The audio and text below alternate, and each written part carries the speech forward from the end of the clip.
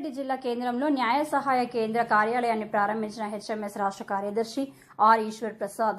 ఈ ప్రారంభ కార్యక్రమంలో హైకోర్టు సీనియర్ న్యాయవాది జి శేషగిరిరావు ప్రారంభ ఉపన్యాసం చేస్తూ ఒక న్యాయ సహాయ కేంద్రం నడవాలంటే ప్రజల పట్ల అంకిత భావం కలిగిన వారికే సాధ్యమని తెలిపారు.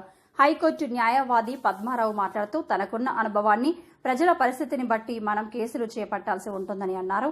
దీనికోసం తగినంత సమయం, వ్యయ ఖర్చులు పెట్టగలిగినప్పుడు ముందుకు సాగుతామన్నారు. అడ్వకేట్ వి ప్రభాకర్ మాట్లాడుతూ సమయస్ఫూర్తితో న్యాయ సహాయ కార్యక్రమాలు తీసుకోవాల్సిన ఉంటుందన్నారు. ఈ ప్రారంభోత్సవం సందర్భంగా ఆర్ ఈశ్వర్ ప్రసాద్ మాట్లాడుతూ న్యాయ సహాయ కేంద్రం హెచ్ఎంఎస్ ఉమ్మడి మెదక్ జిల్లా కేంద్రం ప్రారంభమైందని తెలిపారు. తనకున్న అనుభవాన్ని వారికి వివరిస్తూ న్యాయ సహాయ కేంద్రం నడపడంలో తన శాయశక్తుల కృషి చేస్తానన్నారు.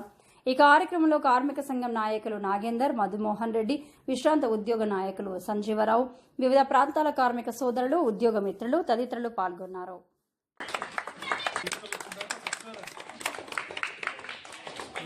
ఏర్పాటు చేసుకున్నాం.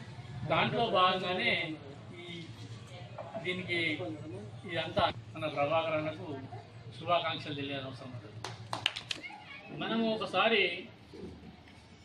మంజీరాలో చేపలు చనిపోయినాయి, కల్పనూరు దగ్గర వేలాది చేపలు ఇట్లా పట్టుకొచ్చి పడిపోయినాయి. సమాజంలో జరుగుతూ వస్తుంది. దీన్ని ఎవరు పట్టించుకోవాలి? ఒక రకంగా ఇలా ఎన్ని రకాల సమస్యలు ఉన్నాయి. అక్కడ చేపలు పట్టే వృత్తి దెబ్బతింటున్నది. సేమ్ టైంలో అధికారులు ఏవైతే పనిచేయాలనో అధికారులు ఆ పని చేయలేకపోతున్నారు. పొల్యూషన్ కంట్రోల్ బోర్డు దీన్ని కంట్రోల్ చేయాలంటే ఎవరో ఒకరు దీని మీద అజమాయిషి చేయాలి. అట్లాంటి పని చేపట్టడం కోసమే ఈ లీగల్ హెల్ప్ సెంటర్ అనేది పెట్టుకోవడం కోసం ఇది కేంద్రం స్టార్ట్ అయింది. మరి డిఫెన్స్ ఫ్యాక్టరీలో జాబ్ చేసి మరి రిటైర్డ్ అయిన తర్వాత ఊరికే రిటైర్డ్ కాగానే అయిపోయిందని అనుకునే అందరికన్నా ఉత్తమంగా ఆలోచించి మరి ఒక న్యాయవాద పట్టా పుచ్చుకొని సమాజానికి ఇంకా ఎక్కువ కూడా తాను సేవ చేయాలనే ఉద్దేశంతో న్యాయవాద ప్రక్రియలోకి ప్రవేశించి మరి ఒక ఉన్నతమైనటువంటి న్యాయాన్ని ప్రజలకు అందించాలనే ఒక ఆకాంక్షతోని మరి ఈరోజు ఇక్కడ ప్రజలకు ఒక వేదిక ఉండాలి.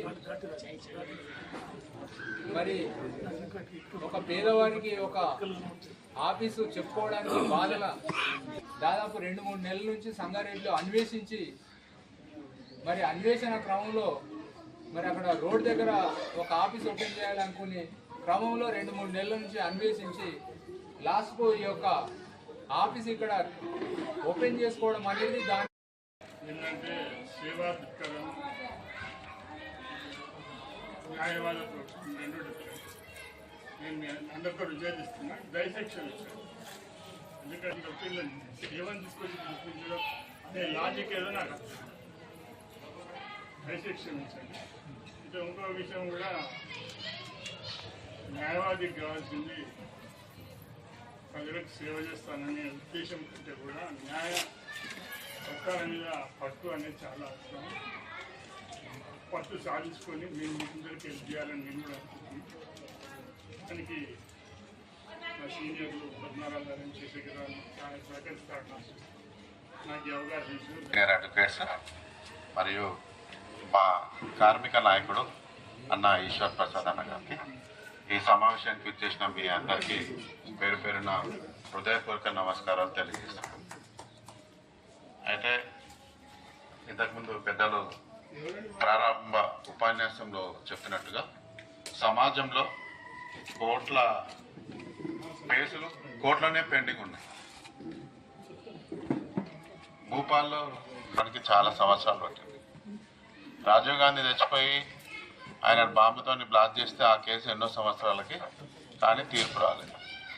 ఒక జరుగుతున్నటువంటి అన్యాయాలు ఏదైతే మేనేజ్మెంట్ చేస్తున్నాయో దోపిడీ యొక్క హక్కులను కాలరాస్తూ వాళ్ళ స్వలాభం కోసం చేస్తున్నటువంటి ఏదైతే ఈ అణచివేత కార్యక్రమాలు ఉన్నాయో వాటి మీద అన్న తన 60 సంవత్సరం రిటైర్డ్ అయ్యేంత వరకు ఒక పరిసర ప్రాంతాల్లో సిద్దిపేట నుండి సంగారెడ్డి మళ్ళా వికారాబాద్ వరకు చాలా కంపెనీల్లో ప్రైవేటు మూతపడినటువంటి కంపెనీల్లో వాటి కోసం పోరాటం చేయడం నిజంగా అభినందనీయం. నేను పబ్లిక్ సెక్టర్ బిహెచ్ఎల్లో చేస్తున్నప్పటికీ నేను అక్కడ ఉన్నటువంటి ఆ పరిస్థితులకు అనుగుణంగా ఒక కొత్త యూనియన్ స్థాపించే కార్యక్రమంలో నాకు అన్నగారు పరిచయమై ఒక ఉత్తేజాన్ని ఇస్తూ మంచి మోటివేషన్ చేస్తూ మాకు ఈరోజు రేపు వచ్చే ఎన్నికల్లో మేము మా కార్మికులని ఉత్తేజపరుస్తూ వారిని చైతన్యపరుస్తూ కార్మిక హక్కుల కోసం వారికి తెలియజేస్తూ నిరంతరం అన్నగారి బాటలో నడుస్తూ ఈరోజు రేపొద్దున జరిగే కార్యక్రమం ఏదైతే మా బిహెచ్ఎల్ ట్రేడ్ యూనియన్ పబ్లిక్ సెక్టార్లో మా యూనియన్ రేపు అత్యధిక మెజారిటీతో గెలవబోతుందన్న విషయాన్ని నేను ఈరోజు సగర్వంగా ఒక ఈశ్వర్ ప్రసాద్ అన్న అనుచరుడిగా చెప్పదలుచుకున్నాను.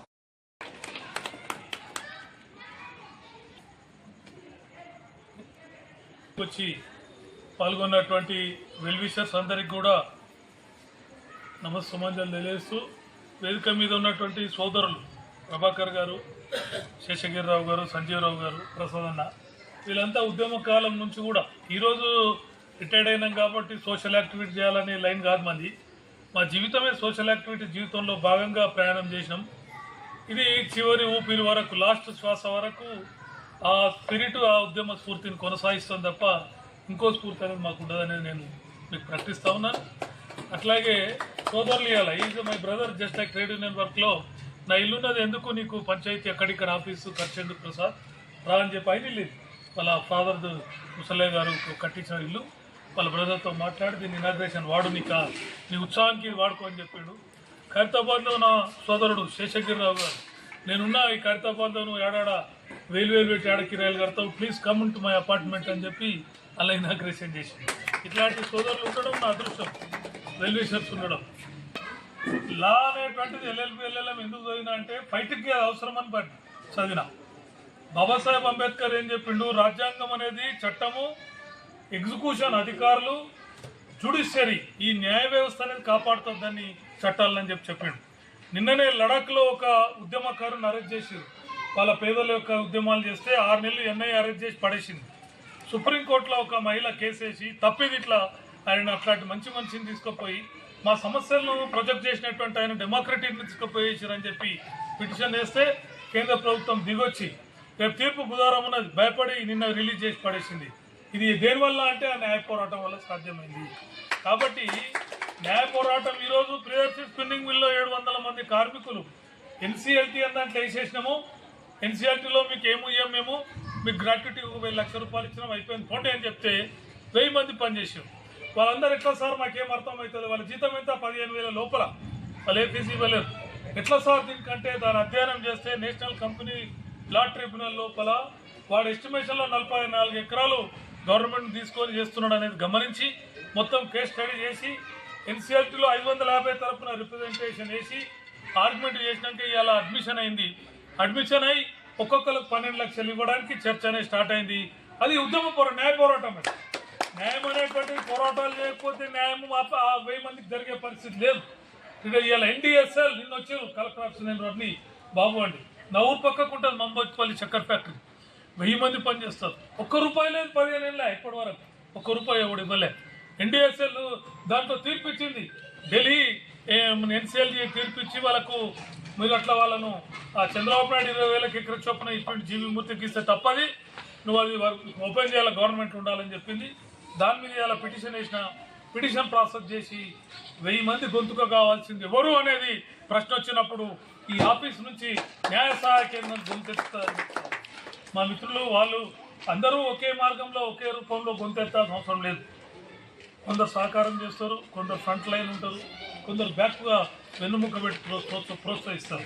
టుడే అస్తర్ ఇండియా, అస్తర్ బిల్డింగ్ లిమిటెడ్ 185 మంది రోడ్డు మీద ఉన్నారు. ఎట్లా మా బతుకు అన్నప్పుడు ప్రొజెక్షన్ చేసి ఎన్సీఎల్టీ లోపల వాళ్ళ తరపు నుంచి ₹1 ఫీజు తీసుకునే పరిస్థితి లేదు, అడిగే పరిస్థితి లేదు.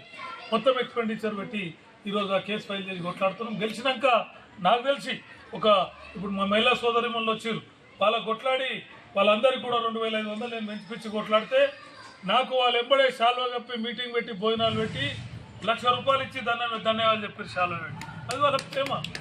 పేదోళ్ళు అడుగుతావు, మనం అడగలే, వాళ్ళే ఇచ్చారు. ఎస్ నువ్వు కొట్లాడతావు సార్, నీకు ఉండాలి పైసలు అని చెప్పి తీసుకొచ్చి 500 రబ్బర్ బ్యాండ్లు వేసారు. రబ్బర్ బ్యాండ్ మర్చిపోయిన ఫోటో తీసి పెట్టుకున్నాను. ఒక్కొక్క దానికి మంచి రబ్బర్ బ్యాండ్లు వేసి కలెక్షన్ తీసి ప్రేమతో ఇచ్చి సార్ ఇవి ఉపయోగించుకో పేదల కోసం అన్నాడు. ఇలా చెన్నై వచ్చాడు మనకు రైతు ఆయన రైతుల గురించి ఆలోచించే పెద్ద మనిషి. సింగూరు పెద్దారెడ్డిపేటలో పేదోళ్ళ గురించి 44,000 కోట్ల రూపాయల సింగూరు ప్రాజెక్టు లోపల ఇవాళ 43 గ్రామాల భూములు తీసుకుంటే సాకలి పెద్దారెడ్డిపేటలో 4 సాకలి కుటుంబాలు, కొన్ని దళితుల కుటుంబాలు, నిరుపేదల కుటుంబాలకు ల్యాండ్ ఎన్హాన్స్మెంట్ ఒక చట్టం తర్వాత ఆర్బిట్రేషన్ తర్వాత ₹1 రాలేదు. ఇవాళ మొత్తం దాని మీద ఇవాళ సింగూరులోనే ఒక 70 మందిని ఆర్గనైజ్ చేసి సంతకాలు తీసుకొచ్చి ఓపీ ఫైల్ చేసినాం. ఇవాళ సింగూరు పెద్దారెడ్డిపేట 15 మంది, సింగూరుకు సంబంధించి 50 మంది వాళ్ళ గొంతెత్తుతున్నాం. మొత్తం ఆ పైసలు ఏదైతే నువ్వు కాళేశ్వరంలో కొట్లాడితే పెంచిన పైసలు ఉన్నాయో సింగూరులో కూడా ఇవ్వాలని చెప్పి వాయిస్ అడ్మిషన్ చేసి ముందు తీసుకెళ్తున్నాం. పద్మారావు గారు చెప్పారు, అసలు నేషనల్ హైవే భూమి ఇస్తే మేము ఎన్హాన్స్మెంట్ అంటే గంట అరుగు చేస్తే ఇలా అడ్మిషన్ అయ్యి నంబర్ వచ్చి ఆర్బిట్రేషన్ 1, ఆర్బిట్రేషన్ 2 అని నంబర్ వచ్చింది. నేనేమంటున్నా మిత్రులారా అంటే న్యాయ పోరాటంలో కూడా ప్రజా గొంతుక కావాలి.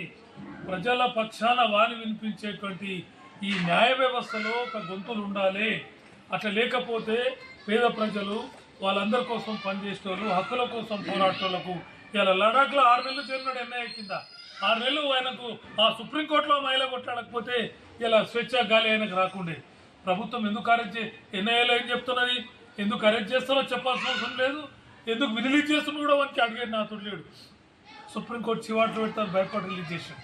సో నేనేమంటున్నా మిత్రులు, నేను మా సోదరంతో ట్రేడ్ యూనియన్ పనిచేసిన ప్రభాకర్ గారితో, ఆయన కూడా ఎప్పుడు నేను పోరాటాలు చేస్తుంటే త్యాగాలు చేస్తుంటే ఎన్నో ఛార్జ్షీట్లు, 8 ఛార్జ్షీట్, ఇప్పుడు కూడా రిటైర్మెంట్ అయినాక కూడా ఒక ఛార్జ్షీట్ ఎక్కువ నడుస్తుంది. ప్రొవిజనల్ పెన్షన్ అన్నాడు, 4 ప్రొవిజనల్ అయిన ఏం కాదు కొట్లాడుతూ కొడుకు అని చెప్పిన హైకోర్టులో కొట్లాడి తీసుకుంటా కానీ రాజీవాడని షార్ట్ఫిల్ కోసం కొట్లాడిన స్టిల్ ప్రొవిజనల్ అన్నాడు అంట. No problem at all. నా ఫైటింగ్ స్పిరిట్ను నేను తగ్గించుకొని షార్ట్ఫిల్ 4 నెలలు షార్ట్ఫిల్ పనిచేసాడు, యుద్ధం చేస్తూ వచ్చింది, వచ్చినందుకు ఛార్జ్షీట్ వచ్చింది, నో ప్రాబ్లం అది.